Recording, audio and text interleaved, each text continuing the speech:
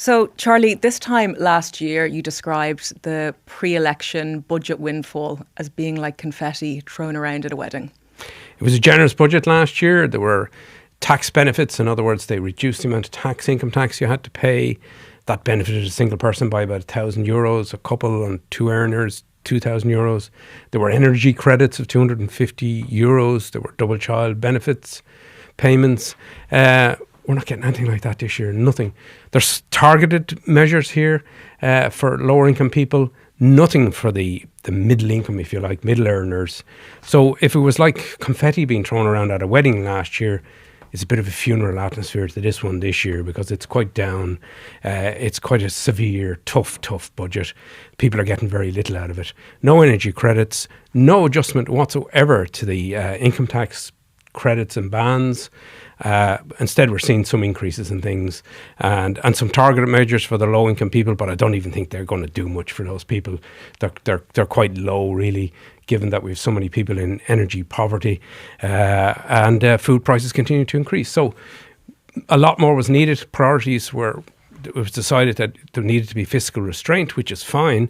But when you've got 9.4 billion to shake around, some of that could have gone to people who are paying a lot in income tax, who are holding the thing together, people on lower incomes who are struggling. And I think that all the wrong priorities were made where money went to developers, builders and the hospitality sector, not to ordinary people who get out there and do the work. So Sinead, according to Charlie, a funeral of a budget. Are there even free sandwiches for the congregation? Which, see, the problem with throwing money at people, helicopter cash, as they've done in the last few years, coming up to a general election, is that it's very popular and it's very populist. It's never a good idea. I mean, economically, it's a terrible thing to do. So this year, it'll be very natural that everybody who would have got that stuff and was nearly expecting it this year will see that the money has been diverted elsewhere. This is a business budget, no question about it. There was very little here for families, even the families most in need. There were tweaks, there were extensions to measures, there was let's do it again and for another year. But there was actually nothing fundamentally. There was no game changer in this budget in any sector that I could see. Everything was just a tiny little faff around the edge, an extension this, a change to that, but nothing that would leave me in any comfort that here is something that is going to be a big thing for 2026. I mean, even the VAT thing that was going to the hospitality and hairdressers sector, he balked at that at the last minute. So instead of introducing the 9%, the reduced VAT rate of 9% from January, it's now going to be introduced from July. So where is that gone? You know, it didn't come to families. It hasn't gone in tax breaks, as Charlie said, because taxpayers are actually going to be taking a pay cut next year because the income tax bands weren't even adjusted for inflation. That's never happened. We couldn't find an example of the last time that it wasn't inflation adjusted as the norm. So Charlie, the hospitality VAT rate reduced from 13.5 to 9. There will be people out there who'll be kind of thinking, I would have liked to have seen something on my pay slip. How do you think that's going to go down? What do you think the sentiment will be out in the street about that? I think that's going to go down really badly. You know, people don't begrudge the hospitality sector some kind of a break, but the big issue for the hospitality sector, I think, is high costs. You know, I don't think it's necessarily going to make a difference. Remember, this is a consumption tax. It's actually paid by the people who are buying the meal or the drink or whatever, or having their hair cut. And, you know, as we know from the Irish Fiscal Advisory Council, when there's an increase in the VAT rate, it tends, you know, not all of it gets passed through. But when there's a decrease, the consumer doesn't get a break from it. So, you know, it's not going to benefit us. It's important to say that the VAT rate on energy bills, they've extended that. That is down temporarily as well from 13.5% to 9%. Mind you, it's 5% in Britain, so 9% is no big deal. Plus, it doesn't apply to home heating oil, which is used by about 1 million people in this country, mainly rural people, mainly lower income people. So no big deal there. So yeah, I think people, you know, they could live with the hospitality VAT rate cut if people are also getting a break on the tax side, the income tax side, but we're not. So effectively, as Sinead says, this is a stealth tax increase because if you've got a pay rise and because of inflation, you will end up paying more income tax next year because you'll hit the higher 40% rate faster. More of your income will be captured by the 40% rate. There's also a PRSI increase that's coming in again this year. That's the fund keeping the pension age at 66, and for the first 3 months of somebody being laid off, they get a higher job seekers benefit there. So that's the fund that. There's also no change to the tax credits. A tax credit is the amount you can earn before you start paying income tax. No change to that. So there's a tiny tweak on the USC. Yeah, for a very small number of people. For lower income earners. But only on one of the bands. Yeah, that's to take account of the fact that there's an increase in the national minimum wage of 65 cents, takes it to €14.15. So they've adjusted the USC slightly to take one of the USC rates to take to stop those people paying an awful lot more in USC.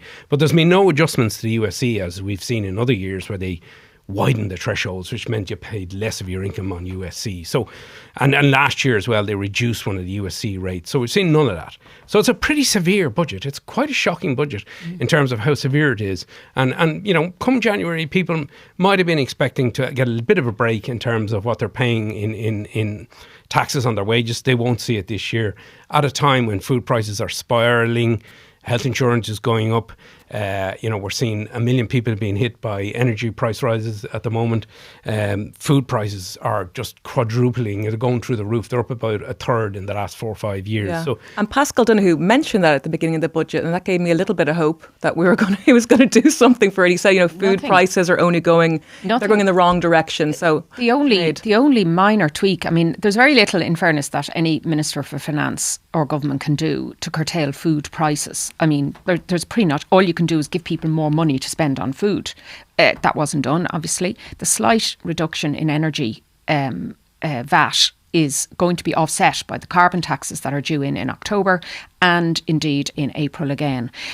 So very little to comfort the the family shopping for groceries for next year. It seems to be unabated.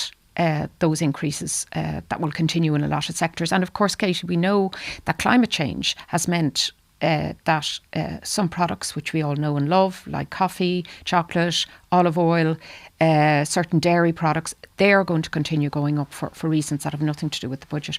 So very hard to see how families will get any solace or fill up from what was announced today.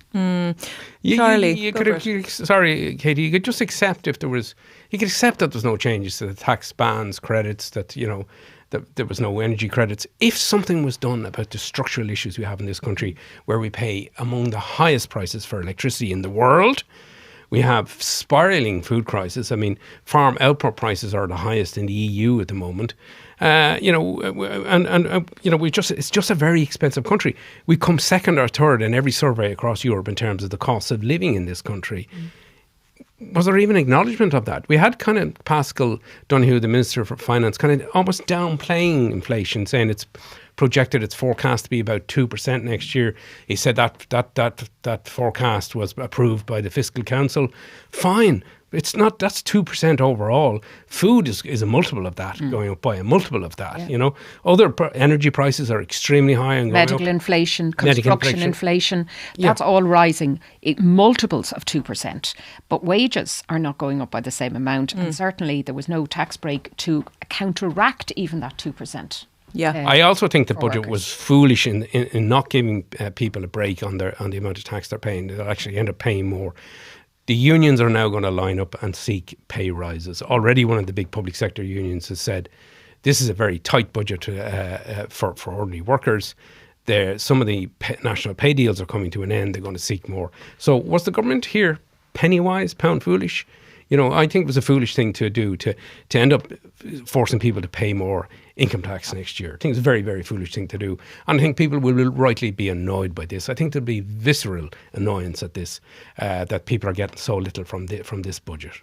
So Sinead, the squeezed middle are squeezed even further, but was there any acknowledgement for the disadvantaged and the people who really need it most?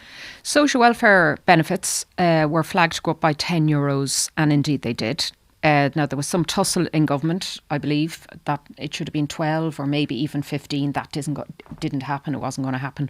So €10 for people like pensioners, people on the dole, people, looking for payments. There was some extension. I kind of referred to it as a bit like an elastic band. Some of the measures were drawn out over a longer period of time. There were some increases to things like tweaks to the working family payment, people who get additional money who are on very low incomes. So increases to the qualifying child, increases in domiciliary care, how much they can earn before they have to pay tax.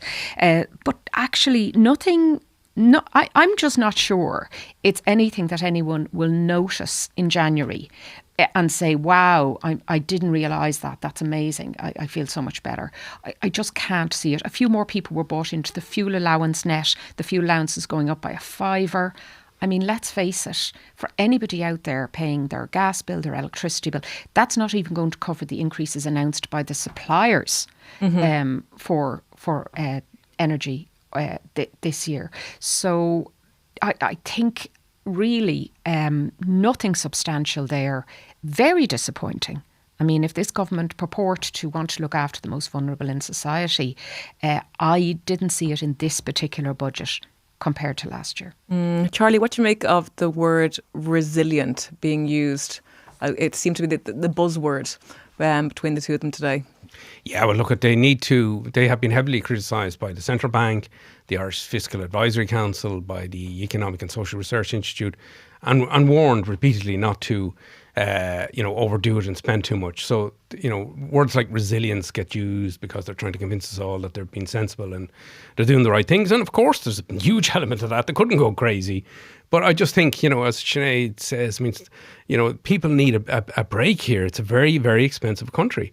Very, very expensive. Food prices are probably up annually for a family about €3,000 in the last 4 to 5 years. That's an annual increase of €3,000. That's a hell of a hit to families. And so the targeted increases for people on social welfare, there were tweaks more than anything else, really tweaks, So yeah, resilience. Look, they trot out these phrases. That's what they'll say, but I just think it could have been smarter. I don't think it was a very clever budget. I don't think it was well thought through. I think it's totally disjointed. And remember as well, look, there's a couple of hikes on the way. Essentially, there's an income tax rise coming because you're going to end up paying more of your income will be captured by the 40% rate. PRSI goes up again this year, as I was saying a minute ago. Ciggies, 50 cents on the ciggies and the other products, tobacco. Can I stop you there, though, with the income tax? Because I'm interested. Have you done any calcs on that? Like, have you worked it out, say, for the average wage, like ballpark? What might look it'll like? be a couple of €100. I mean, it's like, it depends on the wage, the wage increase you get. And and the inflation rate as it pans out, but it's going to be expensive for most people, and it's the first time in years we haven't had adjustments to the. People might just, this happens every year, and they mightn't just taking too much notice of it. But it's essential that the tax credits are increased and the tax bands are widened. So in other words, less your income ends up being captured by that 40% rate. It's essential to do that in every budget to stop you, when you get a pay rise, ending up paying more tax at the higher rate. The failure to do that means it's an effective income tax rise for people. The only people today who saw any inflation proofing in their income were the people on state benefits, who are living on state benefits, and business. I mean, there was nobody here who, like the taxpayers who pay for everything, didn't really see their income keeping pace with this 2% inflation, which is where we're at. It mystifies me, actually. I don't understand that. And it's the boring bit of the budget that, as Charlie says, people don't take account of, because lots of people don't understand bans and credits and all that kind of thing. But they will in January. I'll tell you what they will feel from tomorrow as well.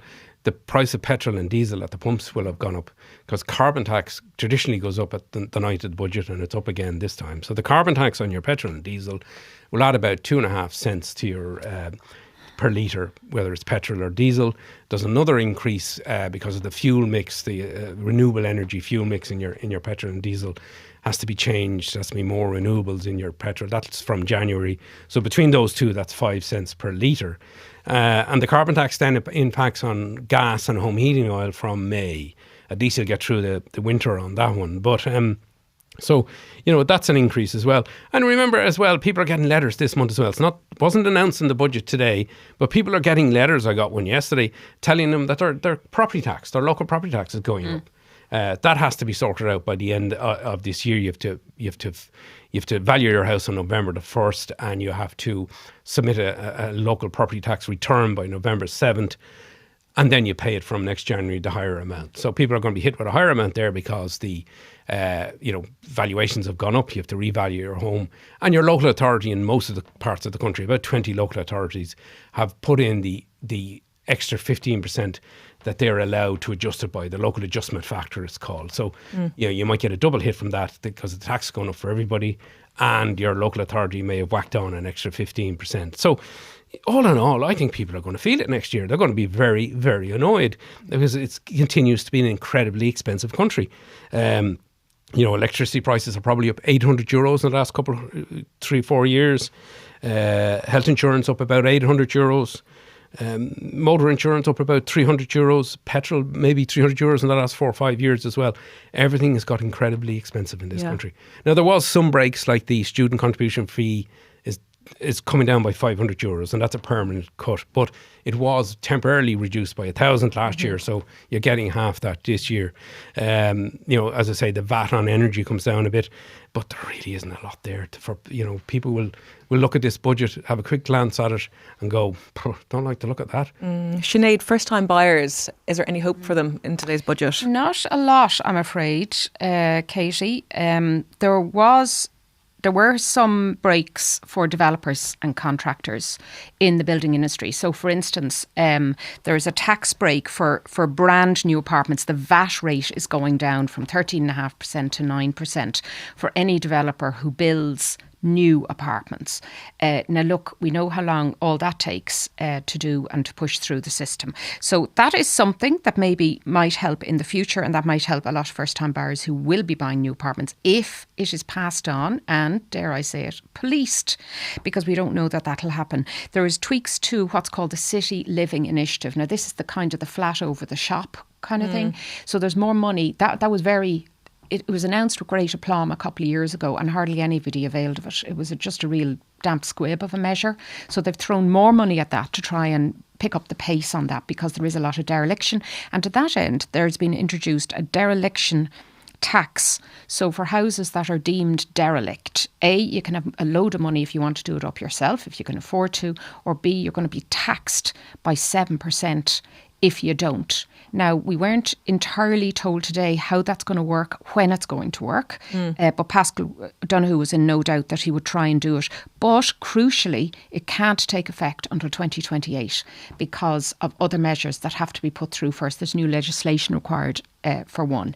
So nothing quick there. There were no changes to the Help to Buy scheme, the Housing First scheme, or any of those what I call price chasing measures that help buyers buy a home. No change there that I saw. But meanwhile, the price of property has gone up in the last year. Because construction inflation is riding far higher than the 2% of regular inflation. So we can expect more house increases, no more financial supports being given to first-time buyers. Rent credit, renters, again, no new money. It's still $1,000 for a single person, 2,000 for a couple, but that's been extended out. So more of this stuff we'll just add a bit on for another 3 years. There isn't more money going into the social housing budget, but we know that a lot of that gets spent in the acquisition market. In other words, it's not building new social homes, it's buying up what's on sale. And that frustrates first-time buyers because they're chasing the same property, the same starter homes with the government, which has pretty deep pockets. So there doesn't seem any change in that policy. There were no new policies introduced. No help for anybody. No sense that we were getting huge land masses rezoned or anything really, Charlie? No. Nothing there. I was surprised. There was some speculation that they'd increase the rent tax credit, claimed by about 400,000 renters, but that stays at €1,000 for a single person and 2,000 for a couple. There's more and more renters every year, so they have to think about that long term. No and rental inflation mortgage is interest relief either, which is no change to that, but they kept that in place. The mortgage interest relief stays. I mean, that only really applies if you weren't on a fixed rate, if you were on a tracker and got slaughtered, but those rates have come down. But I'm surprised they didn't do anything on the rent tax credit, because rental inflation is just spiraling out of control. And I know they'll say that they're bringing in more caps, and there's all sorts of changes there, but it's not doing much really to calm the rental market. There was absolutely no point, and I listened very carefully to the housing section, because Pascal Donoghue, when he got up, said this was the conversation of our time. This was the most important issue, bar none, and yet nothing that I would consider even a significant change, never mind a game changer. Sinead, should we just give up at this point on the idea of... on the idea... Go and have a pint. The alcohol didn't go up. We can have a cheaper pint. Oh no, but on the idea of USC being scrapped...